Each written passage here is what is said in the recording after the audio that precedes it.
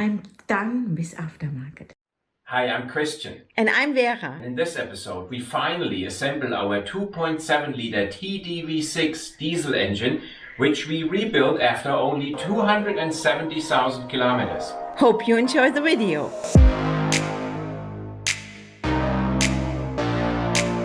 So Christian put up our tarp. It's gonna be 37 to 38 degrees today. So my fully assembled frame, freshly restored and painted, Christian small crawler, and our Discovery 4, where we fixed a major engine failure.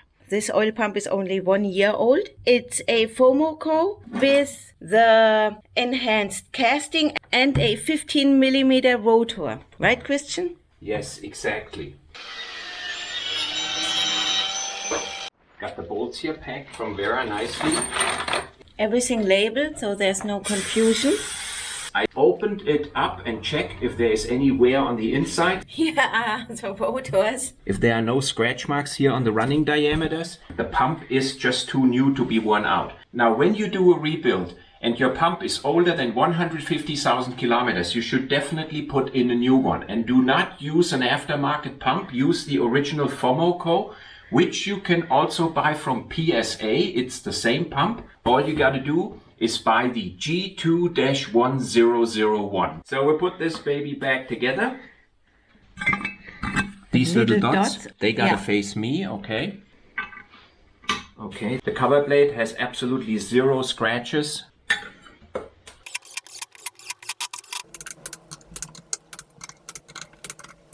So we have a new oil pump seal. Land Rover OEM. Yep. Good. I got all the surfaces here clean. I got them actually wire wheeled. I got the installation sleeve installed, what came originally with this pump. When I push it on, the installation sleeve comes out.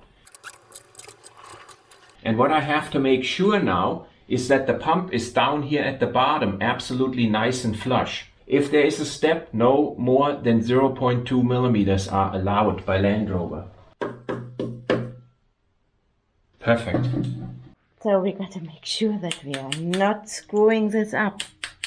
It's my Discovery, so we wanna keep it. Perfect. Now we need the crank seal. Here it's always the wider box. Now the L-ring crank seal gets installed completely dry. So the seal comes with this little installation funnel, and then I use my front seal installation tool, which drawing you can download from our Patreon page. It installs the seal exactly 1 millimeter underflush. Push the seal on. I put this piece on. In this condition, the seal got to cure at least 4 hours, which will be no problem in our case. It's perfect. Parts we are using in this engine build will be in an Excel table, which our patrons can download from our Patreon page. So that looks really sketchy, but it has to be done. We have to get the rear crankshaft seal on. Beautiful. 4.8 grade bolts. I cannot believe you're doing that. Where is it? It's not in here. Oh, here. We're gonna need a brand new crankshaft rear seal. Oh, that one. I'll have Christian. Here are the bolts. I labeled them, so I know exactly where everything goes. It says crankshaft and sensors. Okay. And also the crankshaft sensor is in here. So the crankshaft sensor we reuse. These two pieces I think I bought new. We did buy new ones. Unbelievable. So you need lots of Scotch-Brite in all different grades when you do an engine rebuild. So this is all good. Also comes with an installation tool. And all I gotta do is set it on here. No lubrication on Teflon seals up on install. And I screwed it up. Yeah.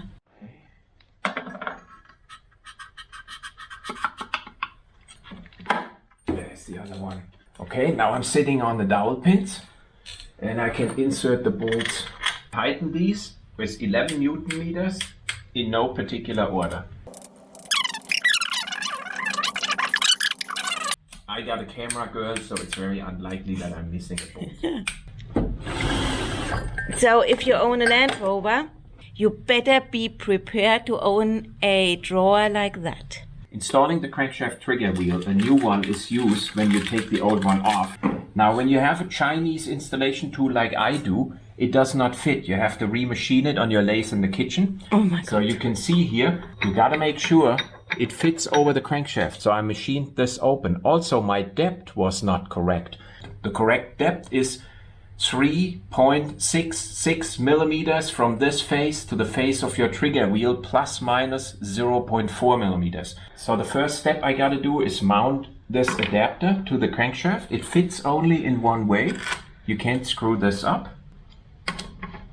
And you did not have to machine that one? No, that one actually the Chinese got it okay. This only fits now in one particular order. I insert it now without the trigger wheel. And you can see it slides over the crankshaft all the way into the end position until it's flush. That's how far I want to have to get it on with the trigger wheel inserted here, okay? So you got to make sure this fits. Oh my God. See, I get this on here. And what I can do is I can hit it once in a while a little bit.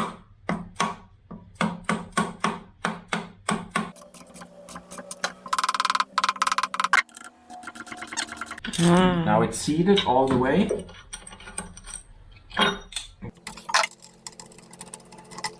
Okay, and now plus minus 0.4, 3.3, 3.6, 3.7. So we are within tolerance. 3.66 plus minus 0.4 millimeter is the tolerance. Oh my God, it's in all crooked. It's not all crooked. It's within tolerance. It's like Land Rover wants it. Why messing with it? Their cars are so reliable. Okay guys, I gotta interrupt the video right here. I'm in the editing process and I know what I did here caused a little bit of a debacle, right? Major debacle. You're gonna see that down the road in our video, but not in this episode. Here, I installed a aftermarket trigger wheel because the OEM one was not available. And you can see the aftermarket are not really as nice molded here as the OEM ones. This trigger wheel produced a bad signal. I scoped this signal. I can show it to you right here how a good signal has to look and how the bad signal of this trigger wheel actually looked. And the ECU could not decode it and we had starting problems. The only way to cure this was to buy an OEM one, which we did from Land Rover and installed it. The other thing what you need to make sure is that the trigger wheel is 100% in the precise position of 110.5 degrees off the dowel pin hole to this little hole in the trigger wheel. I indicate the diagram right here in the video for you. Get yourself a measurement tool and make sure it's sitting in the right position. If you don't get it within 0.33 degrees, you will get the crankshaft position sensor signal not plausible fault. That is annoying. Your car goes into limp mode. Those two things you need to take care of. OEM trigger wheel, exact correct position. He actually manufactured a trigger wheel gauging tool. I'm gonna show you a picture of the gauge tool right here as well. Anybody with a laser and a milling machine in the kitchen can do that. Yes.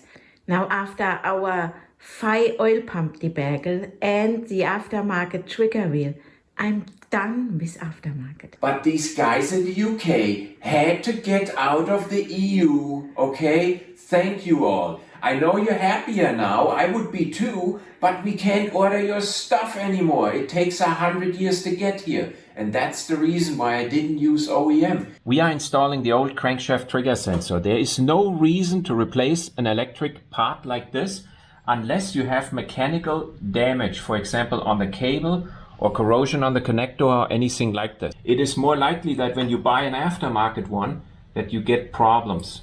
I make sure I seat it and I'm not drawing it down with the bolt, okay? T25 Torx. It gets 4 to 6 Newton meters. Oh, right, I forgot. Good enough. Beautiful. Yeah, I wonder how that thingy locates anything. Well, this is a magnetized ring with increments, and that's a sensor which detects that magnetic field. Oh, okay. The Land Rover workshop manual specified a gap of 0.4 to 1.5 millimeter for the crankshaft trigger wheel sensor. One doesn't go in, and 0.5 goes in. So we are okay. Perfect. Anything goes wrong with the crankshaft seal or the trigger wheel, it's an engine out repair. And how Chinese didn't really get this compatible. So the engine is down and on the motor stand, on the engine mount again? Yes, and Christian does not allow me to snack something. No. Oh my God. We I'm got so no hungry. time for snacks. Aww.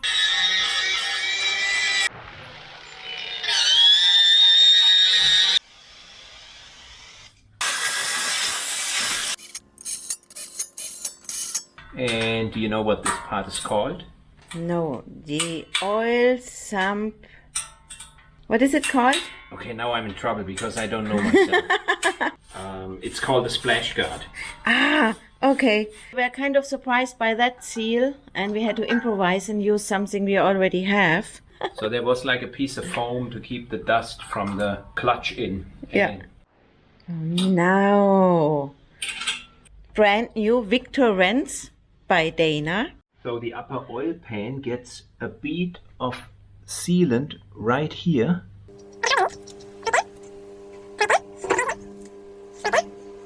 There are two dowel holes to capture now the gasket, because if they slip in too far, you're in trouble. On the other side as well, because it gets additional pressure here. And then you can say goodbye to your crankshaft. Yes, we'll see you in another lifetime.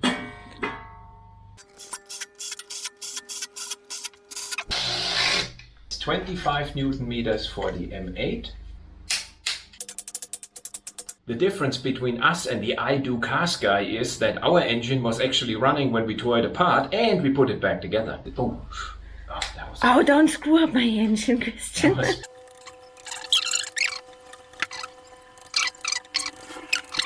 We installed that once the engine is mounted to the frame, because otherwise it's going to be a pain in the butt.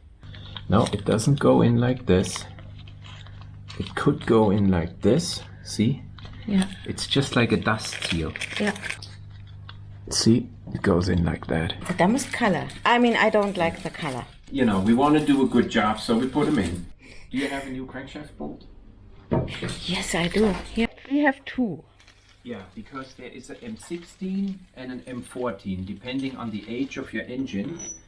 And we apparently got the M14 and not the M16. Okay? Oh. All the part numbers are in our engine rebuild chart. No, this is it. See, it fits.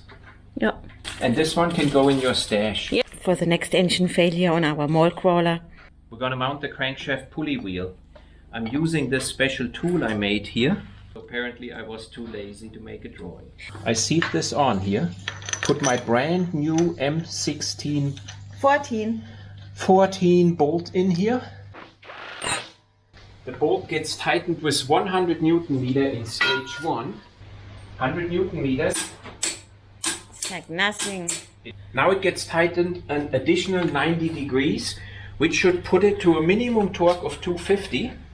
So I turn this to 250. That's 90? Yeah. Okay, so I'm gonna tighten it now.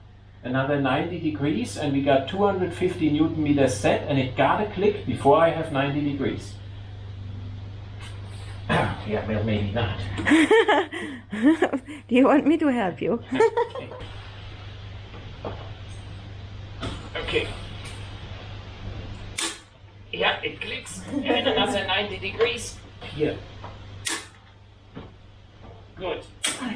And now I gotta get my shoulder to the vet. That's where all our bikes and gear is stored right now. I cannot wait for my outdoor equipment room to be ready to be an outdoor equipment room. The high pressure fuel pump. There are two different kind of fuel pumps for the 2.7 liter TDV6. There is the EU3 and the EU4. They also have different belt lengths. Only the EU4 has problems and breaks once in a while, and you get that P87 fault. In our case, we install our 17-year-old original fuel pump because we got an EU3, and this pump is absolutely robust. If it's not leaking, it's good. Yeah. And you get those plugs when you install a new fuel filter, and you all should have done that by now. Yes. Look how easy it is. On the 3 liter it's a little more difficult. Oh my But God. on this one it bolts right down and it has dowel pins and everything. Look, I set it down, done. Taking dirt out of my engine. This engine is clean. You can't find any dirt. Always off camera. I'm the bad guy. No. If I'm the bad guy, I would be wearing my Walter White hat. Okay? Looks like I'm gonna move in with my stuff anytime soon. See, this is the fuel rail stuff. See how we got this all packaged so it does not get any dirt onto our fuel rail components? Yep. And don't send us any messages that we can do in your car next. We are burnt out right now. We have both a burnout syndrome, okay? We're thinking about converting our YouTube channel to making coffee and driving a Toyota. If you're Walter White, who's Heisenberg? This line got to go back on here. Tighten the fuel line to 25 Newton meters. Making sure I got this set in a 90 degree, otherwise you get desktop mechanics comments. 2 bolts here to 25. Heisenberg couldn't have done that any better. In the next step, we're gonna fit the oil cooler with the oil filter housing. The first thing we gotta do is actually priming the dirty oil gallery here down to the pump. So all I gotta do is fill oil in here until it comes out on the top. Now I turn the engine a little bit backwards and you can see the oil actually getting sucked in. See right here? It's getting sucked into the oil pump. Crank it back and at one point it's going to dribble out down there. Fill this back up. You see it coming? The oil out of the V. This is all clean again like it used to. This is the original oil cooler. If you change your coolant fluid regularly, you very likely will never suffer an oil cooler damage. If you never change your coolant, then it will corrode and you will need a new oil cooler at one point. So I put this in here with the new gasket, yeah? To 11 Newton meter. All done. Perfect. You remember a couple of videos back where we fixed Joachim's major coolant leak, which was caused by that O-ring. And apparently you can only get that O-ring with a new oil cooler. So we got out our O-ring assortment and he found the perfect one, right? Well, it looks... Oh, not well. The MAN oil filter. It's OEM. This little piece going in here. Make sure it's seated perfectly and not twisted in any way. It's like mine here right now. Yeah, hand tightened. Any mistake you're doing on that side of the engine, it's an engine out repair. Gives you later on a bad hair day. Yeah, I hope this thing got to go in here. It's like a little strainer filter. The head gaskets are selected by the piston protrusion. We did this in a previous video. We need a grade 2 head gasket for this engine rebuild. L-ring head gaskets in grade 2, which means there are 2 of these tabs here. Yeah. And if I want to put them on here correctly, I have to insert the dowel pins first, which I forgot. Oh. There. I got, of course, the surface all carefully cleaned, but not machined. The cylinder block cannot be surface finished by machining on a DDV6. If you do that, your block's wasted. Install dry. It's only one way. See? Perfect. Goes on to the dowel pins. Done. Perfect. So this one goes on here. There. Now in a previous episode I rebuilt those cylinder heads, okay? I know I did not grind the valve seats, okay? I'm gonna get a lot of desktop mechanic comments on this. But when I cleaned them with an emery cloth, all of the seats were absolutely perfect. Well, I can also mess something up because I never ground a valve seat in my life. I thought it might be too risky for me to practice this on Vera's engine. I was thinking when Fabian's engine is dead again, we can practice on his engine. Cylinder head screws. Now they came out of a plastic bag with a slight lubrication on them, and they do not need to be lubricated in addition. It says it right in the Land Rover manual. And get them seated. Yeah. 20 Newton meters in the first stage. My little cheat sheet here. Okay, quiet. Here. One continuous sweep. That was already wrong. It wasn't. No, you... Okay, now 40 Newton meters. We take one bigger wrench.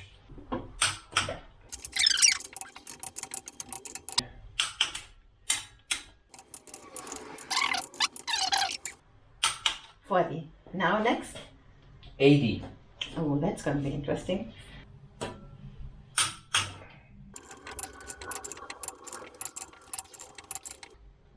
Very nice. And now you got to start far enough up so you're not running out of stroke, okay?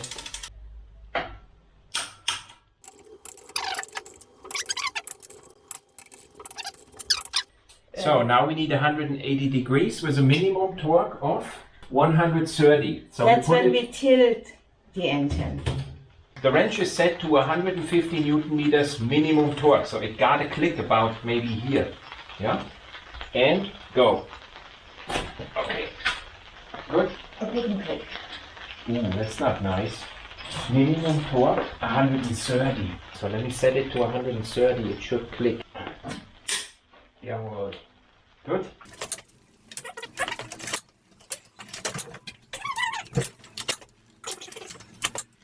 You got it?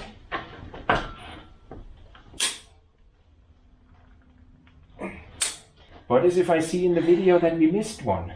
We didn't miss one. There we go.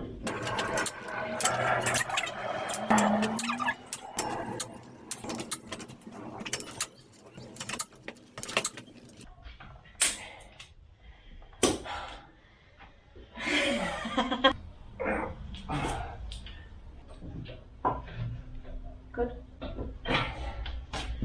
Good.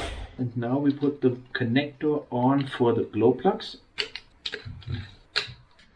Fixing the wiring harness a little bit. Good. Oh, now I gotta fill this with live. I gotta remove the timing pin, plug screw. Piston 1 at top dead center. Insert now the timing pin here into the side. And now I should be able to turn the crankshaft another 30 degrees. So 30 degrees. Makes sense. Perfect. Yeah? And I leave the timing pin installed. Without taking care of that stuff, it's not going to start. Okay, can I say the real thing now? Yeah. The engine is now in the correct position to do the assembly work on the camshaft. I got new hydraulic lifters, at least a few of them. I tend to install new hydraulic lifters if they are spongy. So this one is not spongy, okay? You can see it. Mm-hmm. So I'm gonna reuse this one. And now I put some oil in here. And just insert them in here. That's it. And the next one. And I gotta do that 24 times. See? It's not spongy. So I'm gonna reuse it. There. Okay, I'll stop filming now and start once we get a spongy one. A spongy one? Okay. Yes. This is a spongy one. So I'm gonna replace this one because I don't like it. Mm-hmm. Take a new one, put it on here, and put it in. There we go. There's another spongy one. You got the hang of it, and we gotta do this now 24 times. But only on the spongy ones. Replaced 2, 4, 6, 8, 10 lifters out of 24 after 17 years. Here's my box with used engine parts, you know, from Fabian's engine and our Discovery 4. And I have 3 lifters left. I'm going to just put them here in my storage.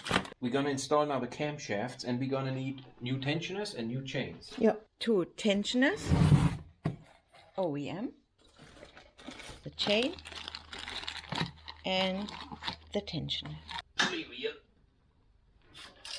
And you got to make sure you're not applying any force to the camshaft itself. So that's the seal ring we're going to replace.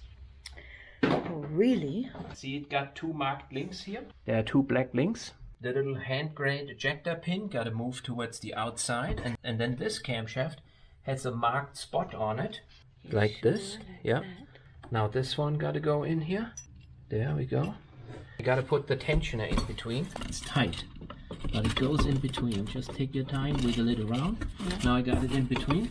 We got all the seats here clean, and I gotta oil them up. Now the camshaft goes in here in one setup, and you gotta wiggle them a little bit. Yeah, it's still in position. Yeah. How's it going, Philip? Good, good. See, I got it now in there nicely, firing pin facing outwards. Place it in here. It's now at 12 o'clock. Put them in here loosely. You have them from the previous step nicely marked, and you didn't drop them anywhere. You want to put on these here, but we got them here nicely. They are really hard to read. On that engine it's better. On that engine it was really bad. That's why we used the cardboard system. Okay, so I'm gonna put them on here nicely. Feeding torque here is 1 Newton meter, and you do the inlet camshaft first. Very slowly you seat it all down. We are able to mount the caps on the right hand side. We actually had to take the camshaft out as a system again because one lifter was not seated correctly and the camshaft wouldn't seat. Don't do anything under pressure, you know, don't just force it. And I keep on talking like this is really important, okay? You missed that one, didn't you? Now I do the second one, same thing, but we can do that off camera. Now I tighten the inlet, then outlet, inlet and outlet camshaft with 6 Newton meter.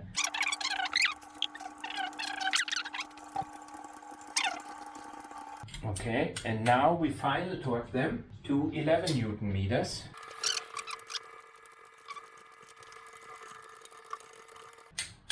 Perfect. Push it back. Here's 0.1, goes in, 0.15 doesn't. So that one is good. Measure it this way over, it's easier.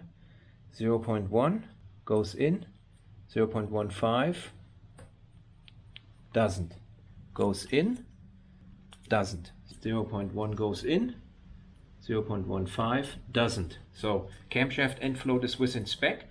Now we can mount the end caps and install the seals, and I think that's it for today because Vera is already eating chips. Yes. Tensioner bolts to 11 Newton meter now. That's not a lot. We can push in the first camshaft seal. I put some tape on here. This way, when I press this in, I will not damage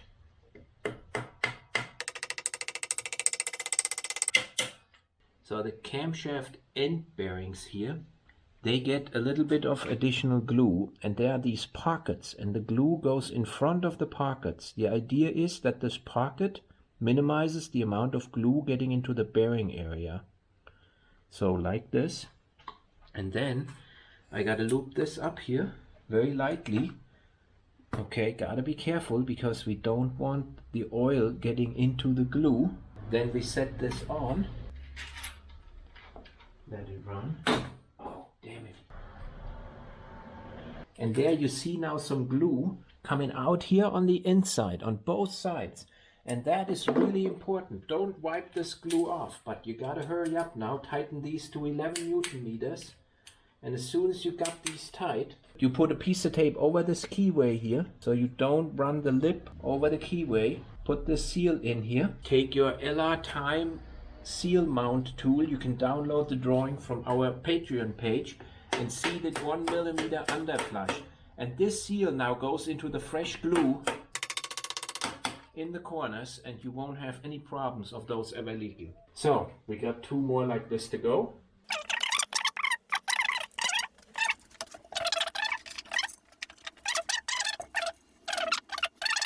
Found it into this fresh glue. Oh, you should have said that before. Why?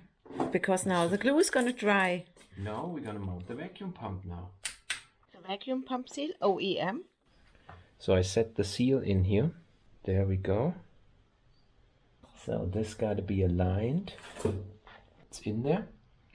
There is an additional bracket. 25 Newton meters. Are you sure?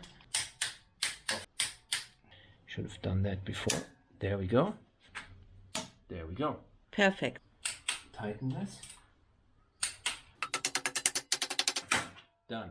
It always goes way too fast. So we are replacing this water housing here because it tends to crack after some years. Ours is 17 years old. We got the new replacement part here. This is aftermarket, but probably decent quality. And we got to put some silicone grease on here so that this O-ring has a chance to go in. Otherwise it will not snap in. Let's press this in here. Yeah, that sounded really nice. Yes, we have had bad luck with When aftermarket. did that ever happen? On my Fi oil pump. Nicely and carefully. Wonderful. This hose back in here. There we go.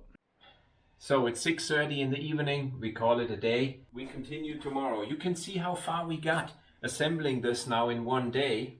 I don't think we got slowed down by filming a lot. It's a lot of work. If you just hack these babies together, yes, you can get that done a lot quicker, I think. And we get so many emails from, hey, I put my engine back together and it won't start. And we're gonna take a break now.